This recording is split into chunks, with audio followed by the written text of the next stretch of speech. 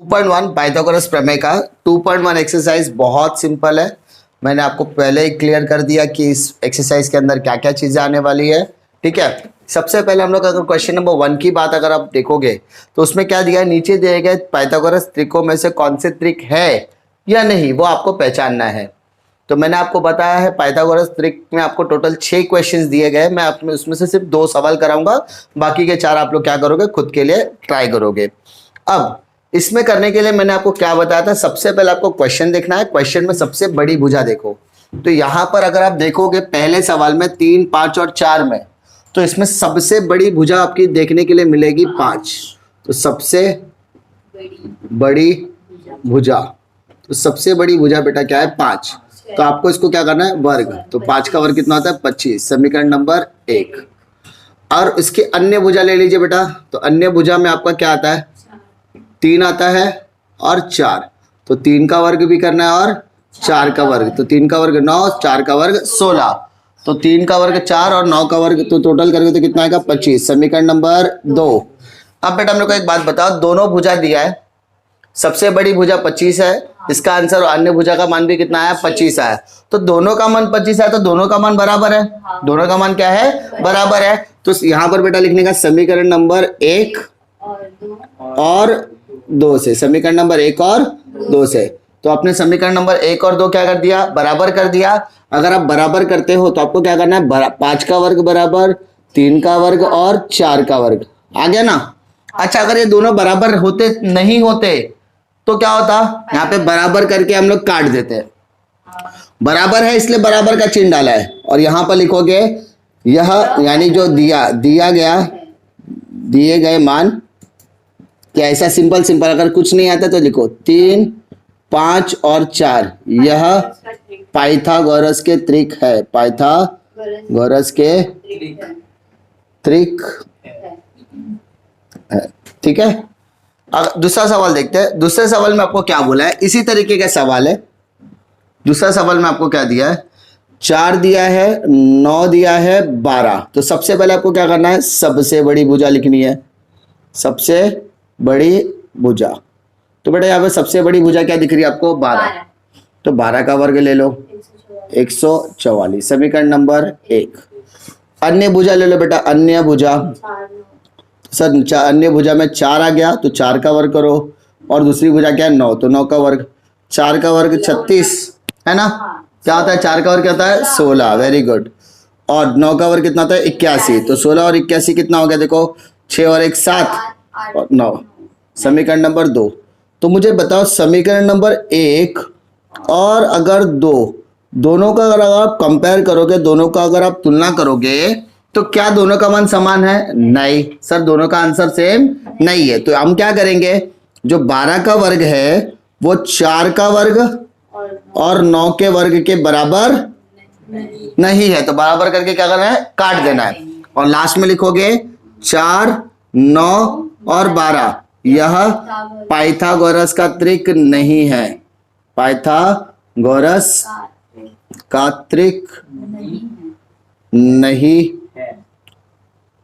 कोई तकलीफ, अगर ये बराबर हो रहा है तो ये पाइथागोरस का त्रिक है, अगर बराबर नहीं आती है पाइथागोरस का त्रिक नहीं है। कोई तकलीफ, ठीक है। तो क्वेश्चन नंबर 1 में कोई डिफिकल्टी नहीं है कि बाकी के 4 क्वेश्चन भी आप ऐसे ही करोगे, जिसके अंदर आपको क्या करना है, आपको मान लिखना है, सबसे पहले बड़ी भुजा, बाकी के अन्य भुजा, दोनों को बराबर करो, बराबर होता है तो है, नहीं है तो नहीं है। इसके अलावा कोई इसमें ऑप्शन नहीं आएगा। ठीक है, सिर्फ आपको वर्ग निकालने आना चाहिए। ठीक है, वर्ग कैसे निकालते, उसी संख्या का उसी संख्या में गुणा कर देने का। चलो क्वेश्चन नंबर 2 की तरफ आते हैं।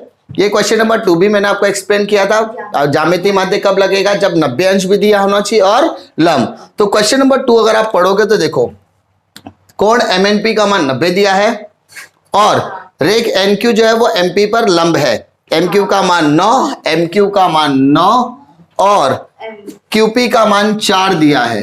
ओके, तो आपको क्या निकालने बोला है, NQ का मान निकालने बोला। देखो ध्यान से, सबसे पहले त्रिभुज लिखो। त्रिभुज क्या दिया, MNP। तो त्रिभुज MNP में कोण MNP का मान कितना बेटा, 90। MNP में N का मान कितना है, 90। मैंने अपने घर से लेकर आया क्या, है नहीं, कहां दिया था, क्वेश्चन में दिया है तो टेंशन लेने की जरूरत नहीं है। उसके अलावा क्वेश्चन में मुझे ये भी दिया है कि रेख NQ, ये क्या हो गया, लंब है किसके ऊपर, किसके ऊपर, MP पर। तो MP क्या है, रेख दिया कि भुजा दिया, जरा वो भी देख लो। रेख। अरे ये वाला सेंटेंस भी कहां से लाया मैंने, क्वेश्चन में दिया है। मैंने क्या बताया था, 90 दिया है और लंब दिया है, 90 और लंब दोनों दिया होगा तो क्या लगाने का, ज्यामितीय माध्य।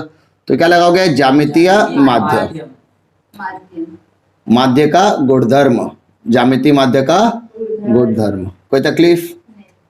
अब बेटा ज्यामितीय माध्य का गुणधर्म मैंने क्या बताया था, लंब का वर्ग, किसका वर्ग, लंब। तो बेटा सर लंब क्या है मेरा, QN या NQ, दोनों बोल सकते हैं, NQ और QN दोनों बोल सकते हो, कोई तकलीफ नहीं। किस पर लंब है, MP।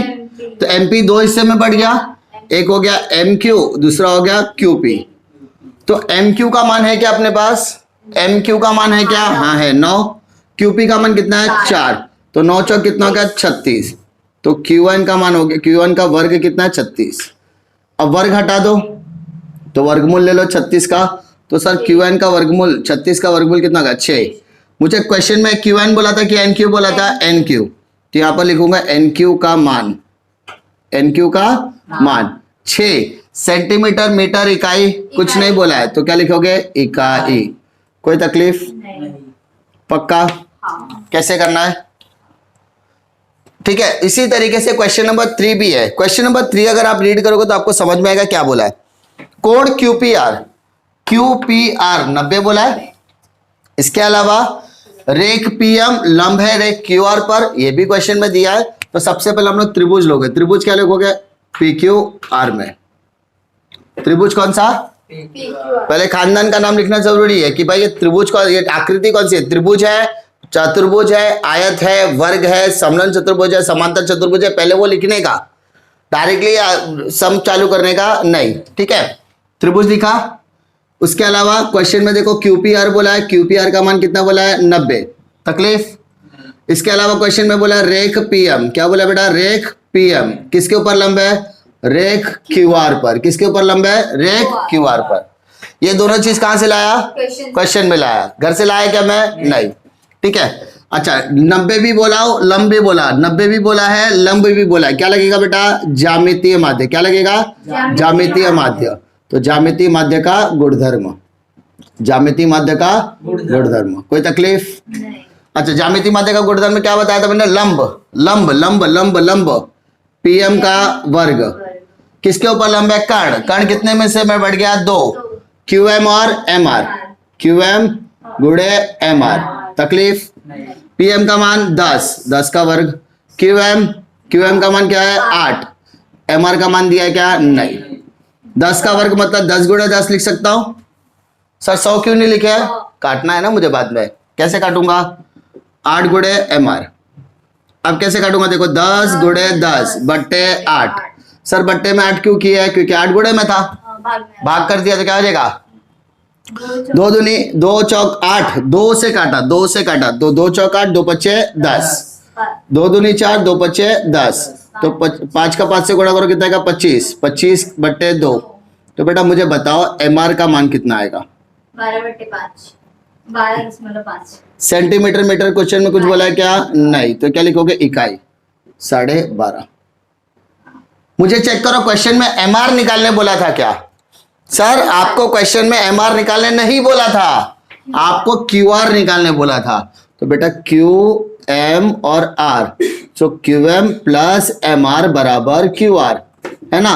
QM कितना है बेटा, 8, MR कितना है, 12.5 बराबर QR। तो सर QR का मान क्या आप जोड़ सकते हो, तो क्या आप इसे जोड़कर निकाल सकते हो। अब सबसे ज्यादा तकलीफ आता है लोगों को, कभी कभी जोड़ने ही नहीं आता है, तो बेटा जोड़ना भी सिखा देता हूं। 12.5 तो 8 है, 8 12 के नीचे लिखो कि 5 के नीचे लिखो, 8 जो है वो 12 के नीचे है, तो 8 मतलब 8.0 प्लस कर रहा बेटा 5 प्लस 0 5, 12 और 8 20, तो मेरा आंसर आएगा 20.5। कोई तकलीफ, हाँ है ना, हो गया मेरा आंसर। तकलीफ पक्का, यानी जैसा मैंने सिखाया था उसी तरीके से क्वेश्चन आ रहा है, ठीक है। अब हम लोग आगे की तरफ बढ़ते हैं क्वेश्चन नंबर 4 की तरफ। बेटा क्वेश्चन नंबर 4 दिया क्या है, त्रिभुज पीएसआर की में दी गई जानकारी के अनुसार आपको आरपी का मान निकालना है और आपको पीएस का मान निकालना है। तो सर आपको आकृति में मान दिया है आरएस का 6 और इसी के साथ साथ कोण पी का मान दिया है 30। समझा? तो सबसे पहले मैंने क्या बताया, डायरेक्टली लिखने का क्या नहीं, पहले बताने का ये आकृति कौन सी है। तो सर ये आकृति है त्रिभुज पीएसआर जिसके अंदर कोण पी का मान कितना है 30, कोण एस का मान कितना है 90। अरे आकृति में दिख रहा है। हाँ। त्रिभुज पीएसआर लिख, आरएसपी लिख, चलेगा, तीनों चलेगा। त्रिभुज का नाम लिखा, नाम लिखने के बाद पी का मान कितना है 30, एस का मान कितना है 90। तो बेटा तीसरा कोण क्या है आर, तो आर ऑटोमेटिकली क्या बन जाएगा 90 60 सॉरी ये क्वेश्चन में दिया दिख रहा है ना हमको 30 और 90 तो दिख रहा है, तो दत्त लिखो। और जो नहीं दिख रहा है वो हो जाएगी अन्य कोण। क्या हो जाएगा बेटा अन्य कोण। मैंने आपको वैसे भी बता दिया था क्वेश्चन में 30 और 90 दिया है तो तीसरा वाला 60, 60 और 90 दिया तो तीसरा वाला 30, 30 और 60 दिया तो तीसरा वाला 90, तो 30 60 90 के आजू बाजू में घूमने का। तो इसका मतलब त्रिभुज पीएसआर कौन सा त्रिभुज हो गया, त्रिभुज पीएसआर यह 30 अंश 60 अंश 90 अंश का त्रिभुज कौन सा त्रिभुज है 30 60 और 90। तकलीफ? अब मैंने कुछ याद दिलाया था, 30 का सूत्र भी बताया था, 60 का सूत्र भी बताया था। तो सबसे पहले 30 अंश की सम्मुख भुजा लगाता हूं मैं, 30 अंश की सम्मुख भुजा। 30 अंश की सम्मुख भुजा किसका आधा होता है बेटा, कर्ण का। 30 अंश की सम्मुख भुजा किसका आधा होता है, कर्ण का। तो बेटा मेरे को एक बात बता, 30 अंश के सामने क्या है, सम्मुख मतलब सामने, 30 अंश के सामने क्या आ रहा है, तो 30 अंश के सामने आ रहा है सर आर एस या एस आर 1/2। कर्ण मतलब 90 के सामने वाला आरपी। आर एस का मान 6 दिया है, आरपी का मान दिया नहीं है, तो 1/2 गुणा करोगे तो 6 × 2 हो जाएगा। तो आरपी का मान बेटा कितना आ गया 12। क्वेश्चन में इकाई सेंटीमीटर कुछ दिया है क्या, तो इकाई क्या लिखोगे इकाई। तकलीफ? 12 का। दूसरा क्या सिखाया था, 60 अंश की सम्मुख भुजा। तो 60 अंश की सम्मुख भुजा क्या बताया था, कर्णी में 3/2 गुणे कर्ण।